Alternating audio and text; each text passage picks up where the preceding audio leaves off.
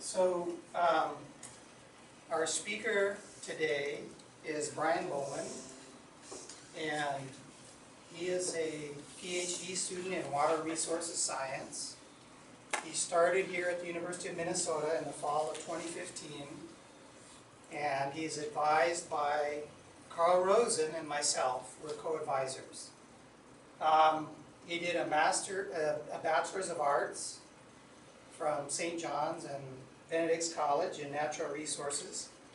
And he's also a policy intern at the Freshwater Society. So we're very happy to have Brian here to talk about his PhD research, which is on irrigated potatoes. Thank you, David, and thank you everyone for coming today. I'm happy that I have a captive audience to talk for a while on all of these things that I've been spending a lot of time thinking about. So the title of my talk today is Improving Irrigation Scheduling, an Evaluation of Water Balance Calculation Methods for Potato Grown on Sandy Soils in Humid Climates. I want to extend a warm welcome to all the new WRS students who are here with us today. I remember 2 years ago when I was sitting in my first seminar thinking, what is you have to come, and it's all great things, and maybe you'll be up here very soon. So a little bit about me. As David mentioned, I'm a PhD student in Water Resources Science, and a couple of things that especially interest me in my academic work. I'm interested in increasing input efficiencies and profitability in irrigated crop production, reducing the impacts of irrigated agriculture on our water resources, and I'm also interested in incorporating tools of artificial intelligence and big data into our decision making for production agriculture. And finally, I'm also interested in the development of water resources, agriculture, and conservation policy and educational programs. The outline for my talk today will look something like this. I'll start with an introduction, walking through what irrigation in humid climates looks like, talking through the basics of the soil-water balance, and the checkbook method for scheduling irrigation, and then some of my ideas for improving irrigation scheduling. Then we're going to evaluate some of these new methods at their predictive ability, and we'll also take a review of some of our past irrigation decisions and see how they stack up against these new methods. And I'll end the talk by looking forward to the future and what might be yet to come for irrigation scheduling. So the core ideas for my talk today are these. Supplemental irrigation is essential in certain situations in humid climates. It's essential. Without irrigation, you're going to have severely decreased yields. The proper scheduling of irrigation is challenging, but it leads to profitable crop production and the protection of our water resources. Recent technological developments and investments are making improvements in irrigation scheduling possible. New procedures I've identified are more accurate and less biased than the university recommended checkbook method. And finally, the checkbook method, compared to these new methods, will over-apply irrigation by 56% and increase leaching by 29%.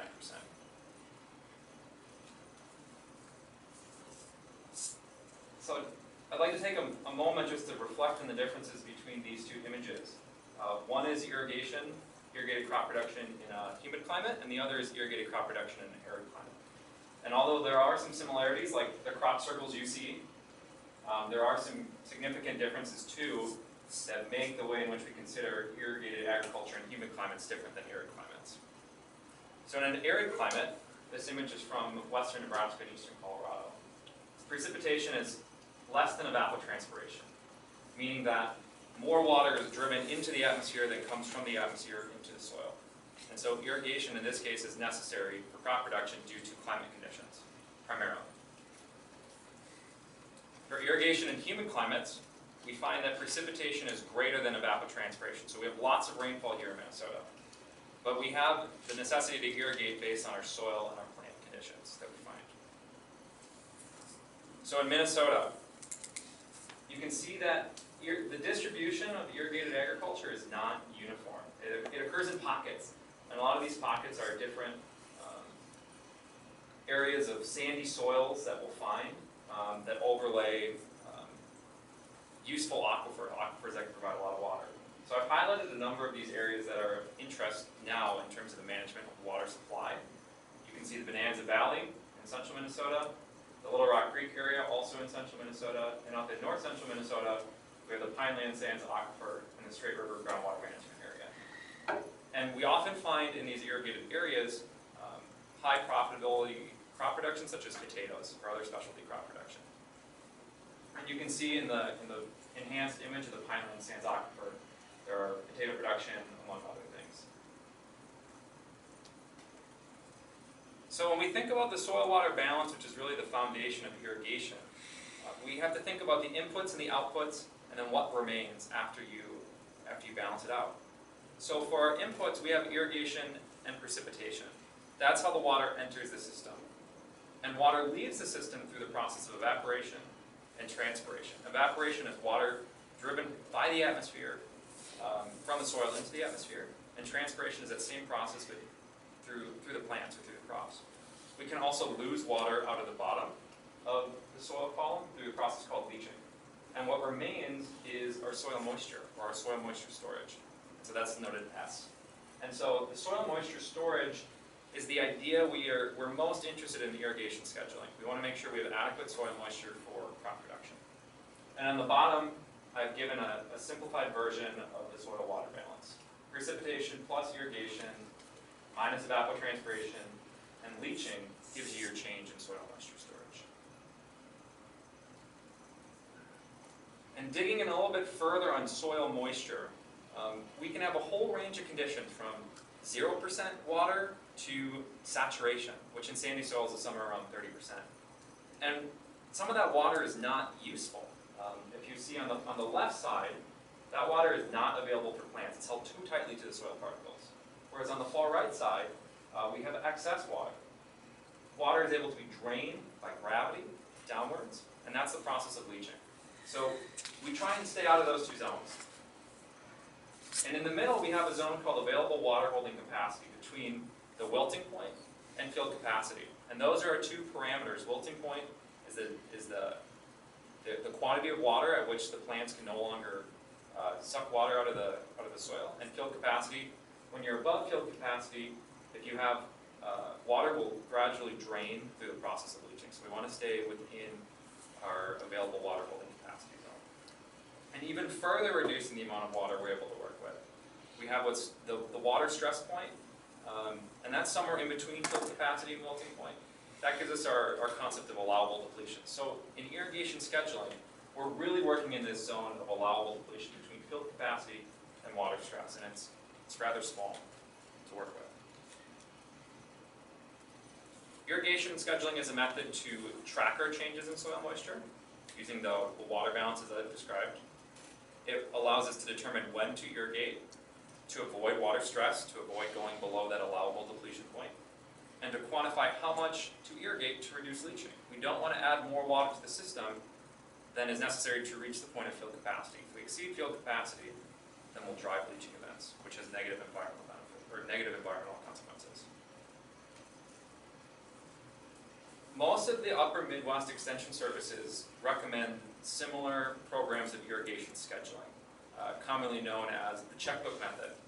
Each of them has their own take, depending on what resources they have in the university and that is needed on the landscape, but most of the programs from Minnesota, North Dakota, Wisconsin, Michigan State, they're all going to be fairly similar. So I'm going to be focusing specifically on Minnesota's program, but this is common to what you would find in another upper Midwest state. So digging into what the Checkbook Method is. The Checkbook Method is a way in which we can implement the soil-water balance. And it's simplified. It was designed to be something that you would do in the same way you would balance your checkbook. You get a pen and paper out, you think about how much did I spend, how much did I take in, and what do I have left over. And it was designed in the 70s when we didn't have quite the same computational resources to do all of this for us. We had to do it by hand. And so we in the Checkbook Method, we have simplified our calculations of evapotranspiration based only on maximum temperature and days after planting. This is a huge simplification, but it works great because we can look up for a given date of the year and a given temperature. We can say, okay, if my crop emerged 5 weeks ago, my corn crop emerged 5 weeks ago, and the maximum temperature today was 62 degrees, I know that evapotranspiration is 0.08 inches. And that might not be true, but this was a great tool to have in the 70s and the 80s. But it's still commonly used today. These computations can be done by hand on a piece of paper, similar to a checkbook, or there's now Excel spreadsheets that will do this for us, but they don't operate differently than if you did it by hand. It's just a computerized version of the same tool. And one of the key things that we need to know about the checkbook method is research done on the accuracy of this method has demonstrated that without biweekly or monthly measurements of true soil moisture deficit, the checkbook will overestimate your soil moisture deficit. This is a figure prepared by Dean Steele from 1997. The line that is dashed indicates the checkbook method that has been corrected on a monthly basis, where you see those C's. The solid line indicates the uncorrected checkbook method, and those black dots indicate soil moisture measurements. So you can see that without the correction, the checkbook deviates from the true measurements. And this is really the starting point for what I'm going to be talking about. Now, irrigation scheduling is important to sustain agricultural production systems and our local economies, to minimize the impact on the quantity and quality of our groundwater resources, and to reduce the complexity and cost of frequent decisions made by producers. This is something that a producer might have, an irrigation decision is something a producer might have to make on a 2 or 3 times per week basis. And it can take a lot of time if you don't have an efficient system to do it. So I'm going to look at 3 areas in which I think we can improve the checkbook or improve our water balance methods. One is looking at reference evapotranspiration. The second is looking at crop coefficients. And the third is looking at how we estimate leaching. So this is a little bit more complicated than the first soil-water balance I showed, but it has essentially the same components. Water is added to the system through precipitation and irrigation. Water is lost from the system through evapotranspiration and leaching. I've broken evapotranspiration down into 2 components, the reference evapotranspiration and the crop coefficient. I'll discuss each of those individually. And you can see that when we take over a growing season, over a couple-week period, the sum of all these changes is what gives us our current status. And so again, S is the variable we're interested in. What is the amount of water that's in the soil? A couple of things to note on these variables. We're going to ignore for this time precipitation and irrigation because we have a pretty good handle on the quantity and timing and spatial distribution of these variables. There is some uncertainty, but it's relatively low compared to the uncertainty found in the other parameters. A note on soil moisture content. We're going to be looking at calculated soil moisture content, but this is something you can also measure, and it's something we did measure. But we're comparing the calculated soil moisture content versus the measured soil moisture content. So we're using these other 5 variables to estimate soil moisture content. So crop evapotranspiration. Crop evapotranspiration is the combination between a potential evapotranspiration and some factor related to the crop itself, some coefficient. And that gives us our actual crop evapotranspiration. So potential multiplied by a coefficient gives us an actual value. And for reference evapotranspiration, this is based on the properties of a grass reference. It can either be a short or a tall grass reference, and for this discussion it doesn't matter which reference evapotranspiration we're using. Different parts of the country and different parts of the world use different types of reference evapotranspiration. But what it really depends on is your climate variables: solar radiation, temperature, wind speed, and humidity. Those are the 4 key variables you need to have. The Jensen-Hayes method is the method used by the checkbook. The variables in play for the Jensen-Hayes method are solar radiation and temperature. It keeps relative humidity constant. Whereas in the Penman-Monteith, which is a much more robust version of a reference evapotranspiration, you're going to use all 4 variables: solar radiation, wind speed, humidity, and temperature. And it's a much more complex equation to implement, but you are going to find greater accuracy using that method. Jensen-Hayes is used by the checkbook. Penman-Monteith is more commonly used in other applications. And one of the unique things we now have in Minnesota is we have a wide distribution of weather stations that can give us the information we need to calculate Penman-Monteith reference evapotranspiration. The blue dots represent the Agriculture Weather Network, supported by the Department of Agriculture.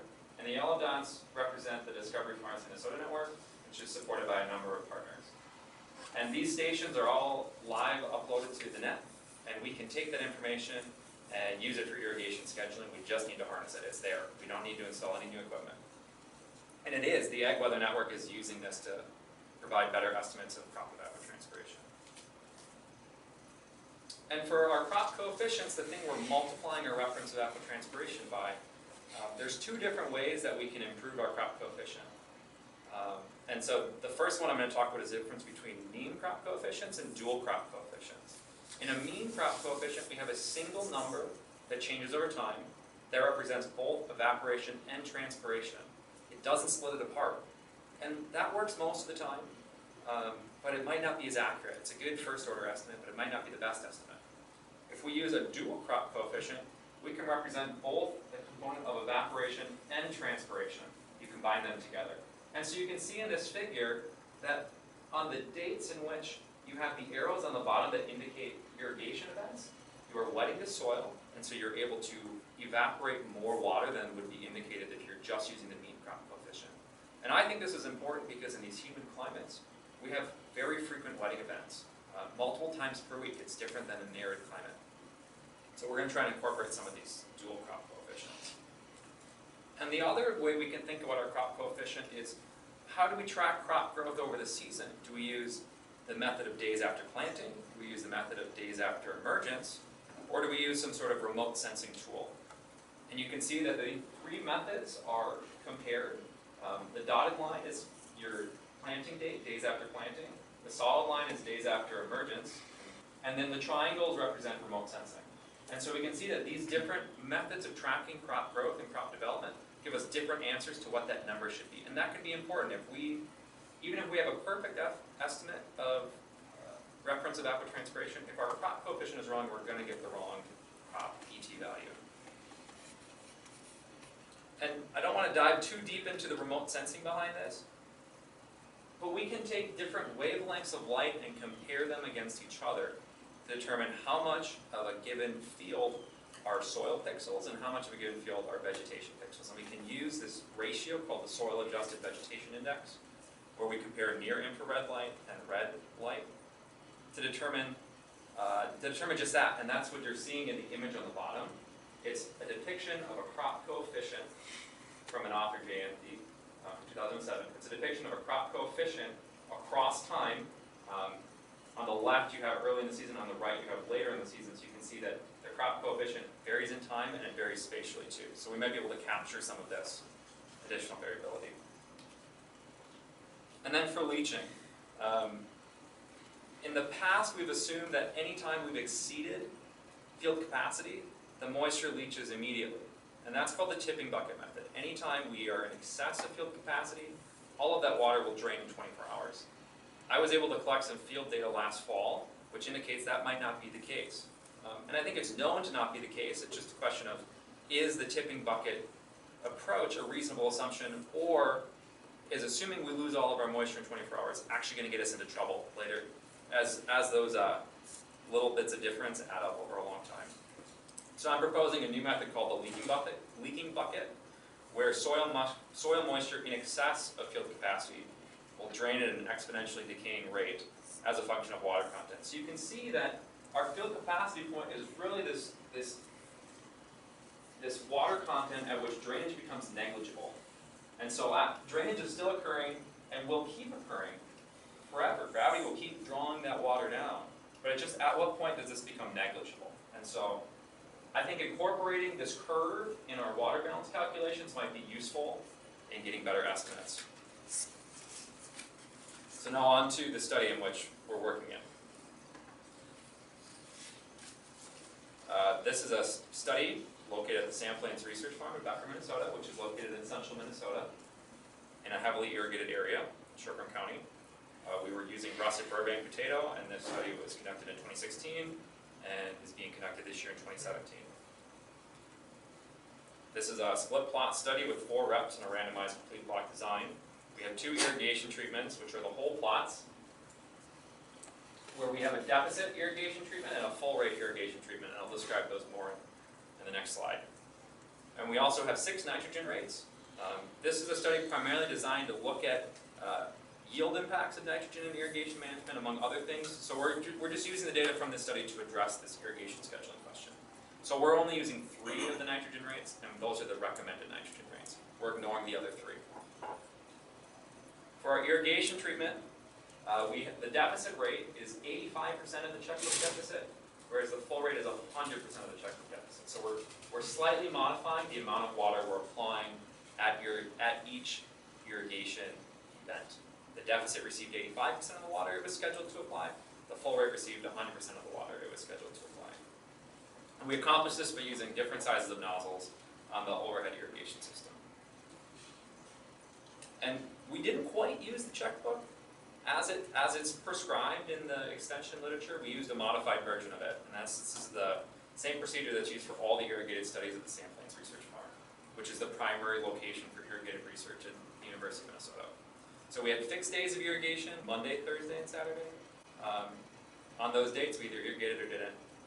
We used ET values from the checkbook and the Ag Weather Network. The leaching values were from the tipping bucket method, so that's how the checkbook describes it.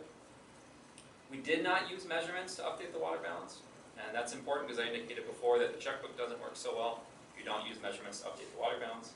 And the depth of the application was determined by the staff of the Sand Plains Research Farm. And we used 3 methods to monitor the soil moisture. We used the Spectrum TDR 300 to measure volumetric water content. We used the Arometer watermark to measure tension. And we used soil samples with a standard soil probe to measure gravimetric water content. Now, in the potato system, we have hills and we have furrows, and it unevenly distributes the water you're going to find. So the background of the next 3 slides shows data I collected on the spatial distribution in the horizontal plane. The spatial distribution of water in the potato hills. And you can see the tops of the hills are dry, and that's where you're going to find the tubers, and the tops are coming out of the top of the hills. And then in the furrows, we're going to have an accumulation of water, and that's due to the gravitational drainage. So it's a unique component of the potato production system that we have to work with. And so for the TDR measurements, we took it at the base of the hill at about an 8-inch length, and that should approximate about 100% across the whole area. For the watermark measurements, we took them in about the same place too. Base of the hill, side of the hill, about 6 inches in. And for our gravimetric water content, our soil samples, we took 5 measurements, 3 at the top of the hill, and 2 in the furrows.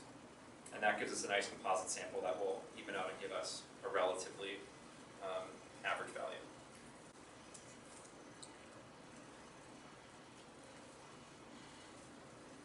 What I did is I took all of these measurements, and I took all of those water balance methods I described, the reference evapotranspiration, the crop coefficient, the leaching, and I thought about what are the plausible combinations we can use. I didn't evaluate everything, but I thought about what makes the most sense.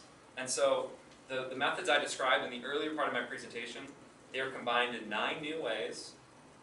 And this is all coming from the American Society of Civil Engineers Manual 70. It's one of the standard references for how you can schedule irrigation and doing the soil water balances. So I compared the checkbook to 9 other water balance methods using the combination of these options shown below that I've described. And to evaluate these methods, I was able to predict, I used the predicted deficit calculated using the soil water balance, this equation we saw before. S is the deficit. And I compared that to the observed deficit from which was used from the mean value of a given measurement technique, whether it was the TDR, the watermark, or the soil sample. And I did a previous statistical analysis on it because we took a lot of samples, 1 for every 48 plots, and I reduced it down to a single number, so we have a mean value on a given date for a given irrigation treatment. And I looked at the root mean square error and the mean bias for each of these methods of calculating the water balance. And what we want to find is we want to find a root mean square error close to 0, indicating that there is no deviance between the predicted and the measured values. And for mean bias, we'd want something close to 0. You're going to have a mean bias that could be greater than 0, and that could be less than 0. A mean bias less than 0 means you're under-predicting how much water needs to be applied. A mean bias greater than 0 would indicate you're over-predicting the amount of water that needs to be applied. And so we don't want either situation, we want it as close to 0 as possible. So these are the results. And it's all, if you have a handout in front of you, they're in front of you too, so you can take a closer look. There are 10 methods listed up here. The checkbook is in orange. And each of these columns indicates the type of calculation, the combination of calculation I use, whether I use the mean crop coefficient or dual crop coefficient, that I use the day after planting or day after emergence or some sort of remote sensing based estimate of the crop development. Was it on a daily time step or an hourly time step? And did I use the tipping bucket approach or the leaking bucket approach? The method highlighted in blue is what I'm going to be referring to now as the improved method. And in the improved method, we found it had the lowest root mean square error, and the mean bias that was closest to 0. And so it's the method we're going to be using for our further analysis. There were others that seem to perform about equally as well. And I think that merits further study to figure out what might the differences between these be. But this is the one we've identified as the improved. A note on what this leaking times 2 means. I was trying to optimize. We use the drainage rate approach, but I increased the rate of drainage by a factor of 2. And I found a better agreement with the measured data. And I think it might have to do with the potato hill itself, that there's some sort of drainage occurring at a more rapid rate than was accounted for in the drainage curve I put together. So that's something we're going to look into more. Over the season, the blue line, matching a slide we had before, the blue line is the improved irrigation water balance, and the orange line is the checkbook, and the black dots are the measurements we made in the soil. The gray lines in the background are the other 8 methods we evaluated. They're not being highlighted, but we could do the same. You see that visually, numerically, we saw that the improved method performs better than the checkbook method. But visually, you can see that those black dots appear closer and they track the blue line better than they do the orange line. And in particular, we see the checkbook in the middle of the season start to drift in this zone below the allowable depletion limit. Although earlier in the season, we see that the 2 methods agree pretty closely. Now, because we used a combination of both the checkbook and the Ag Weather Network, this new way to estimate crop evapotranspiration, you see that we didn't quite refill all the way back up, but if you were using the checkbook hard and fast, you'd see that, okay, if I'm here, I need to apply 3/4 of an inch to get back to my field capacity, because I don't want to be below my allowable depletion, because then that's where I'm going to have my yield impacts and my quality impacts. So 2016, we only had half a season's worth of data, but in 2017, we had a full season's worth of data, but the patterns are pretty similar. Earlier in the season, there was a better match between the checkbook and the improved method, but again, toward the end of the season, we see that deviation, where the checkbook starts to overestimate the deficit relative to our measurements.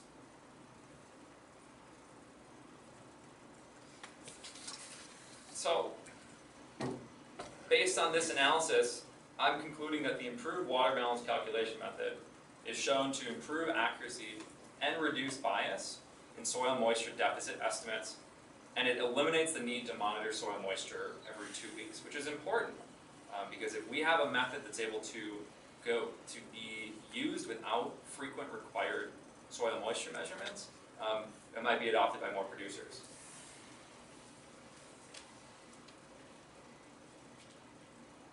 Now, taking a step back, we've identified a water balance tool that performs better than the checkbook. Now, the checkbook is what has been used at the Sam Plains Research Farm and is what is encouraged to be used for those using irrigation scheduling in Minnesota and other places. So I want to take a look back for the last 6 years, 2010 to 2015, and say, did we do a good job? What's the difference between the checkbook and this improved water balance? How does our irrigation match up? Did we over-apply irrigation? Did we under-apply irrigation? How was leaching effective? So I wanted to compare these two directly in historical years, 2010 through 2015. And I modified the irrigation depths. In one analysis, I used the historical application depth, which was determined using the checkbook or other methods, or whatever they decided on the farm was appropriate amount of irrigation to schedule. So I used the actual amount of water that was applied for 2010 to 15. And then I also used the improved water balance method to say, okay, on those same dates, how much water should have been applied. If the improved technique was correct, what did it suggest? What did it say was needed? How does that connect with what the historical application was?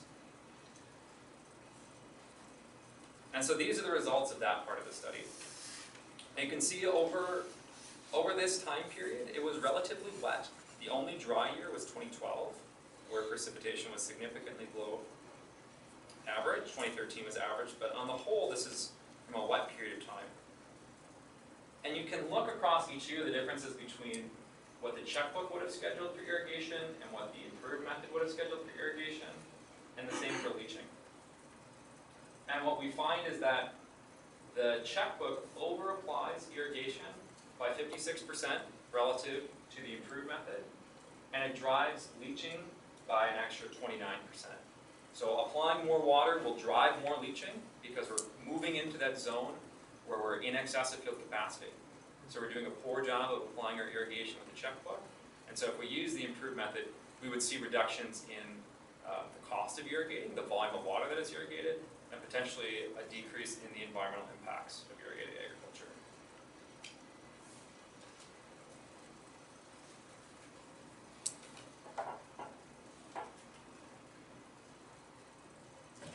So looking forward, I want to spend the next few minutes, a few slides thinking about where do we go for irrigation scheduling next. This data is from the USDA National Agricultural Statistical Service, NASS. They do an irrigation survey every 5 years. This was from 2013. I'm looking forward to the next one coming out in 2018. And this is how farmers in Minnesota that irrigate, these are the tools they're using to make their decisions. And so you can see that only 13% of people who responded to this survey said that they use the checkbook, a personal schedule, which is a pretty low number compared to the soil field method or crop condition method. And so even if, this indicates to me that even if a producer is using the checkbook, if using the checkbook means that you are also making soil moisture measurements to regulate the checkbook, a very low percentage of producers are also using soil moisture sensors. And this could be changing. Some of these tools are rapidly developing and becoming more user-friendly. This was from 4 years ago at this point. These numbers might be increasing, but I would not imagine they're increasing dramatically at this point. There are a number of really unique tools coming up too. Benton County Soil and Water Conservation District, using an LCCMR grant and in partnership with the consulting firm Respec, is developing an online and mobile app that you can use to schedule irrigation. Although essentially this is no different than if you were just running an Excel file. It's got some unique connections with soils data from soils databases on the properties, and they're connecting it to the conservation of a stream nearby too. So it has some nice tools and it's got a great user interface, but the engine that's running the model at play is no different than the checkbook. So they have the user interface correct, but the predictions themselves aren't going to be any better because it looks shiny and new. But I think thinking about how we can make our decisions and talk to the producers in a more effective way, communicate that information, is really important. That we can have the best water balance calculation tool in the world, but no one wants to dive into the numbers every morning when they wake up and decide to turn on their irrigator or not.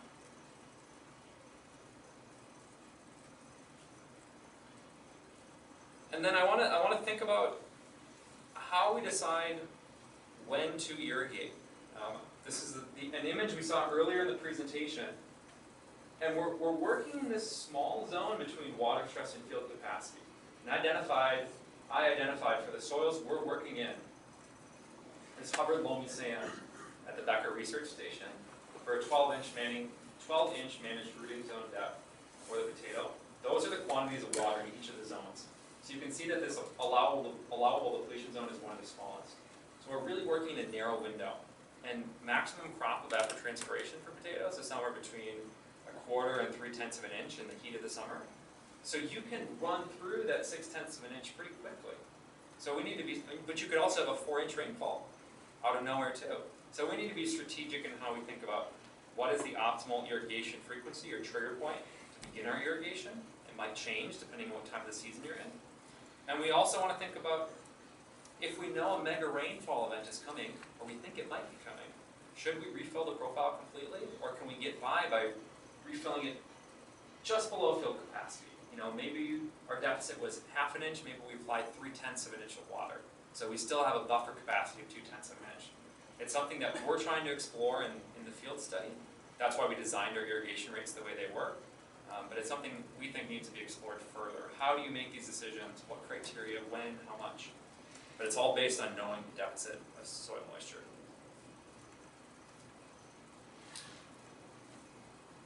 And I think there's a lot more we can do to integrate the information we have to make better decisions.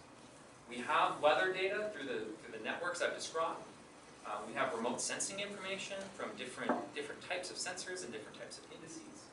We have mapped soil variability. We have yield maps. Producers have a lot of data on their fields that we could tap into. We have weather forecasts that might not always be right, but we could use them. We could tap into the National Weather Service models and say, for the next 4 days, what is the timing of these precipitation events? How can we use that data? And where we might be going with that is you can do it all on open source software in the web using a platform like R, which is how I'm doing most of my statistical analysis. You have a user interface, like a web application, similar to what they're doing in Benton County, that you can tap into. Or if we move towards more variable rate irrigation on the landscape, you could have spatially prescriptive maps over time too. This is a technology that's not adopted very much at all. I think I've heard that there might be one producer in Minnesota using variable rate irrigation, but that might change as people make new investments in technology that we could have from weather station to UAV or drone flying over a field to weather forecasts, completely automated and optimized variable rate irrigation prescriptions. That's in the future, but it's useful to think, how can we put all these tools we have together rather than just thinking about a checkbook on a piece of paper. And so, in conclusion, I just want to repeat the core ideas in my presentation. Supplemental irrigation is essential in certain situations in humid climates. The proper scheduling of irrigation is challenging, but leads to profitable crop production and the protection of our water resources. Recent technological developments and investments make improvements in irrigation scheduling possible, and the new procedures identified are more accurate and less biased than the university-recommended checkbook methods. And the checkbook method will over-apply irrigation by 56% and increase leaching by 29% compared to the improved method. And so with that, I'd like to acknowledge a few people. Some of you are here today, and I really appreciate that. Matt McNerney, Tina, Ina, Jessica, Jim, Emerson, and all of the crew from the Rosen Lab absolutely could not have done this work without you. So thank you, because all of your hard work is what has made this possible. I want to thank the staff at the Sand Plains Research Farm, Ron and Scott, for their patience with me as I've asked questions and might have gummed up the works a little bit as they're trying to manage their operations, but I've had a lot of good conversations with them about, and a lot of my ideas in this come from conversations I have with them, so I really appreciate all the hard work they do. I'd like to thank my advisors, David and Carl, for their support and allowing me to pursue this tangential interest in the project. I'd like to thank Joshua Stamper. He was, when he was in the department as the irrigation specialist, he gave me the tools and ideas necessary to really begin this part of my research. And my research is supported by the Minnesota Area 2 Potato Research and Promotion Council and the Department of Agriculture, and I really appreciate the support I've had from them financially, and is just resources and allowing me to learn about production agriculture and the environment in Minnesota. So, thank you, and I will take any questions you have.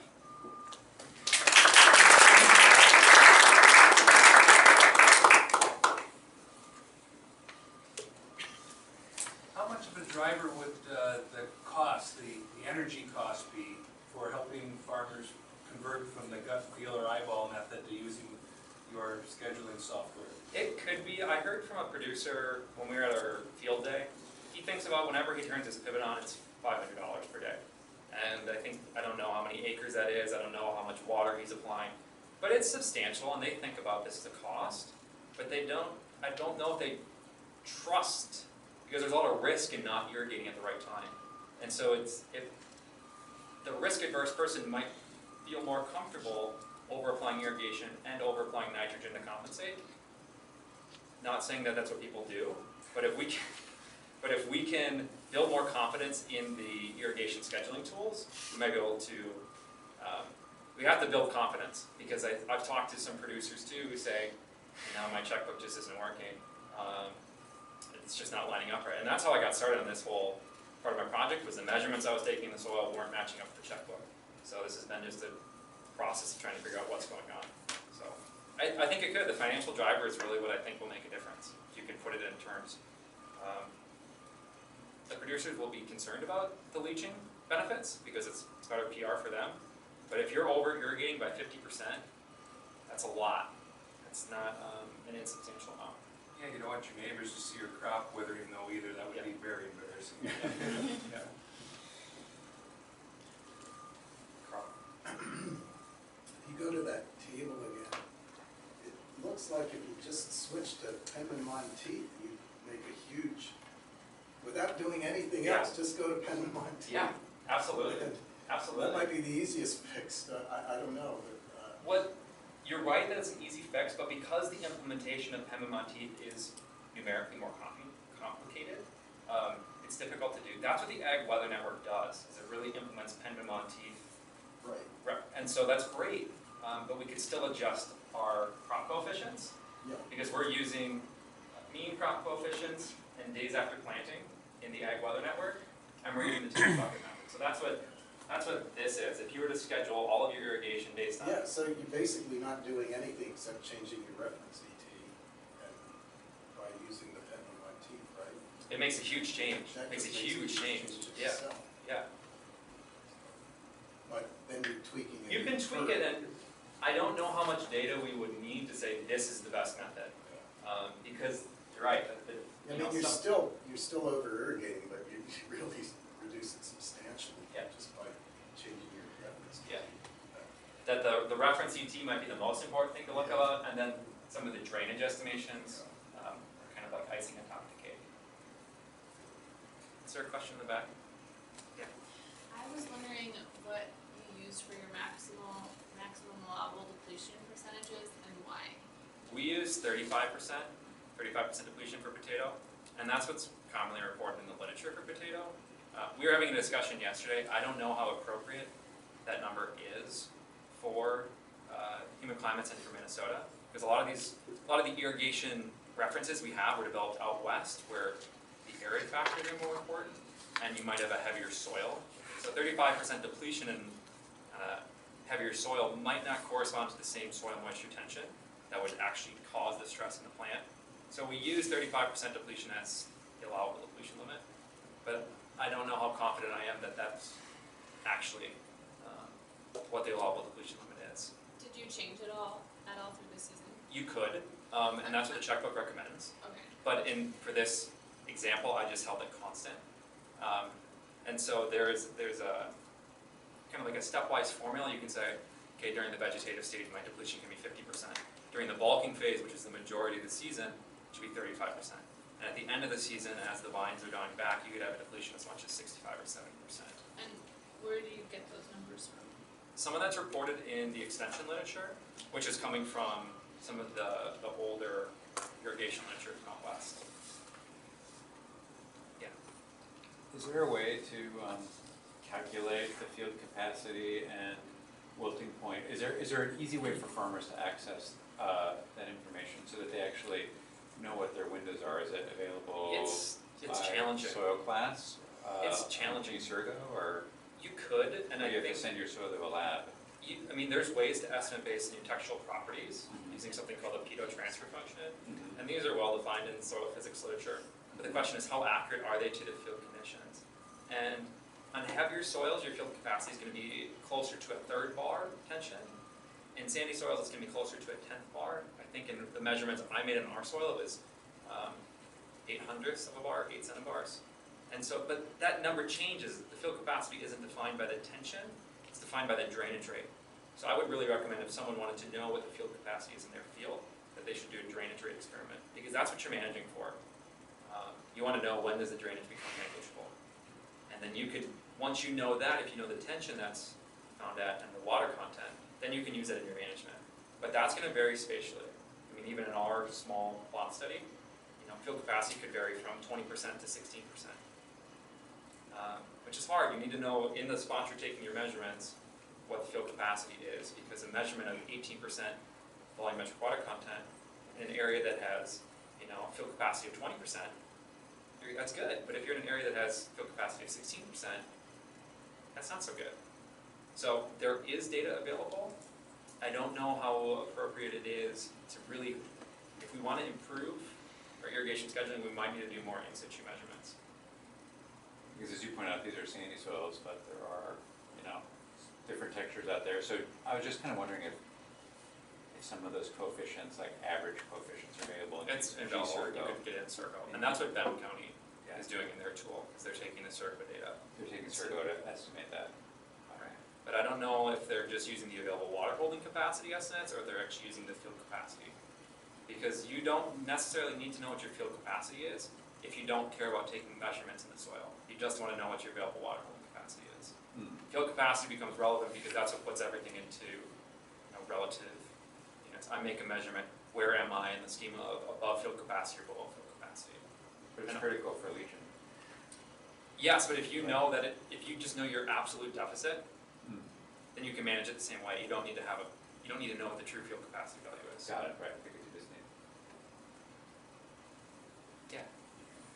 Based on all these differences in soil type and things like that, do you think doing this experiment in a different soil type or with a different crop would change how well the checkbook and your improved method matched the reality? I would say for the checkbook, no. And that's because in both the study that was done in North Dakota, and there was a study that was done in the 80s at the Sand Plains Research Farm looking at the checkbook's accuracy, and then this assessment too, they all are showing that the checkbook diverges later in the season, and I think that can be explained, as Carl pointed out, maybe just based on the reference of evapotranspiration we're using. But it might, some of the finer methods like the drainage, the effectiveness of the tipping bucket versus the leaking bucket, that might change based on your soils. Like how accurately can you estimate that drainage curve? So that's still to be determined. Is can we do this somewhere else? And is this method right here in blue really the one that's going to keep performing the best other places? I think one of these might, but we want to minimize that bias and minimize that error. So we can keep increasing complexity, but then it becomes more site specific. But if we make the methods more general, it might decrease our accuracy.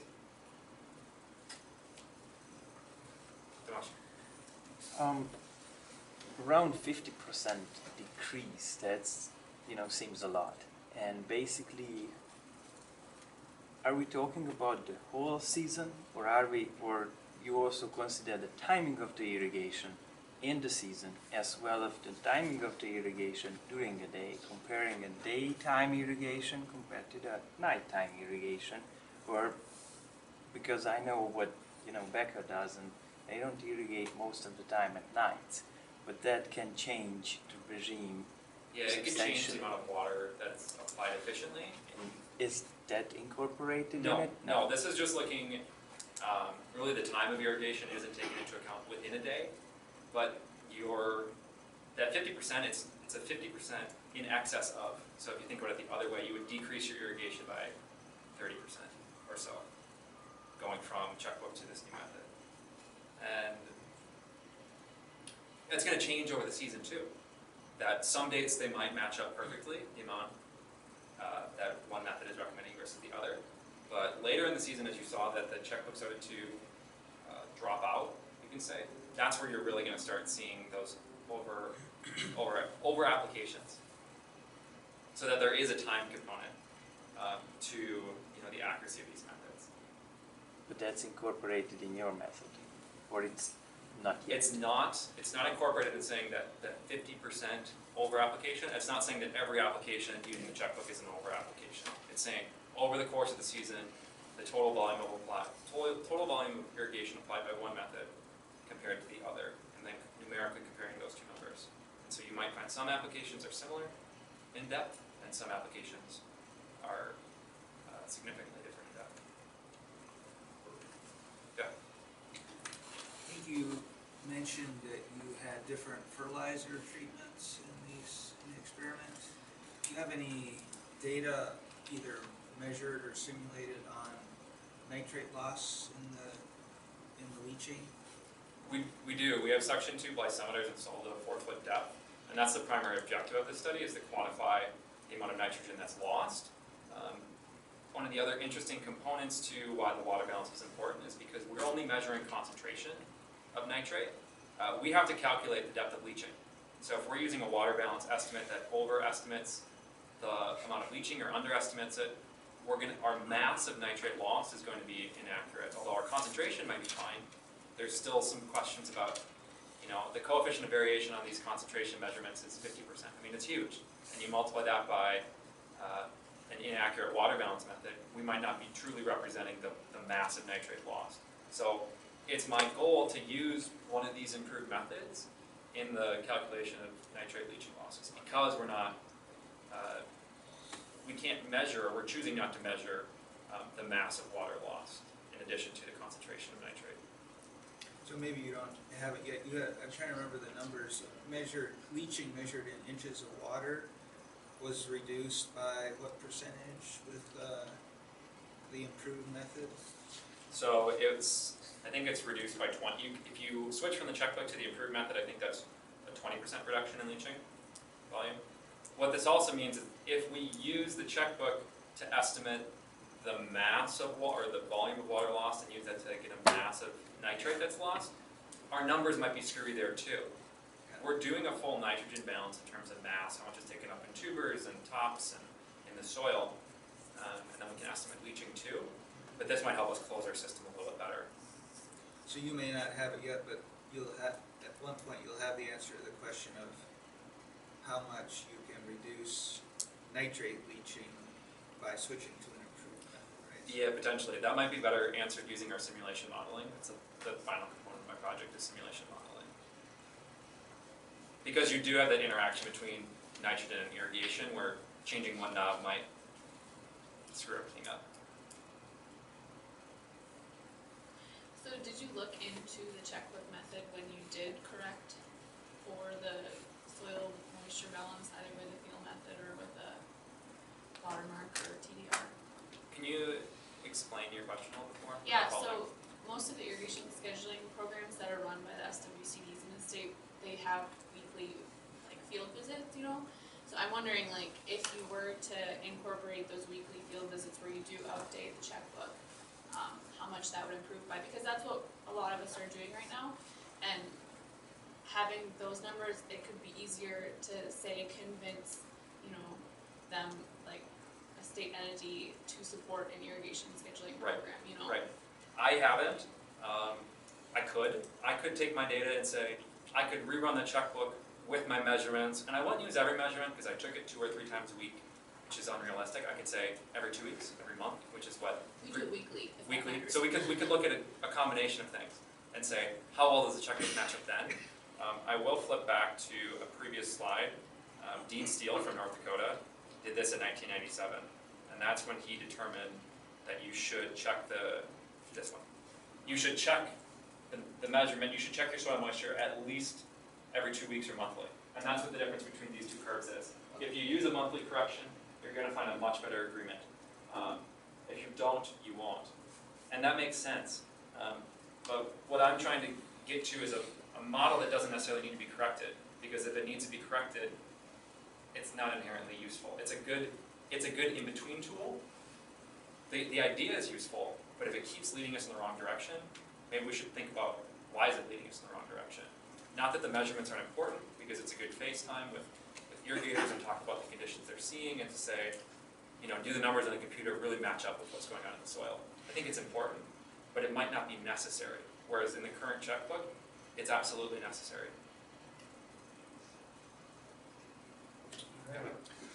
One more question. Excellent presentation, excellent work. Really appreciate all the work you've done there. First, a comment maybe now with at face value, that this new method can reduce the water use by 56%. You said a little tongue-in-cheek, you're almost glad to see only 13% of producers are using the method if it's overestimating that much. But of course, we don't know if any of the other methods are any better. Right. But that's certainly something. I'm just curious. Well, maybe one other comment before my question. I think you mentioned that the respec irrigation scheduler is using the checkbook method. I do not believe that's correct. Okay. They are using the pen minimum teeth equation. Oh, that's right, okay. And in essence, similar method as the one you described, also using the EASC manual 70 crop coefficients.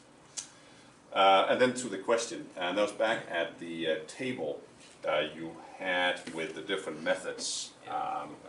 And it was just out of curiosity. It's a great table, a great amount of work you've done there. And I was just curious, you mentioned during your presentation that the improved method that you have in blue highlight, that you were able to close your water balance by using the leaking method and multiply by 2. Yeah.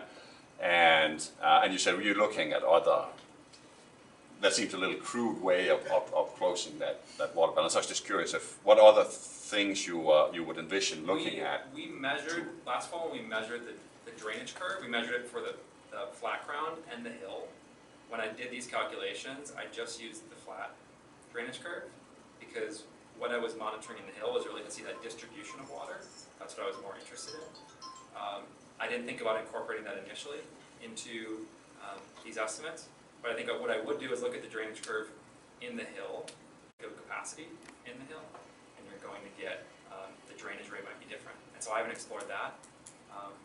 This was just, you're right, it's very crude, and I don't think it's necessarily the best way to say it. I multiplied it by a number and it worked out perfect.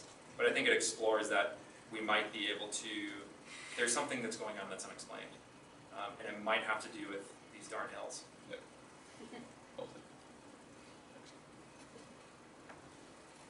All right, thank you very much, Brian.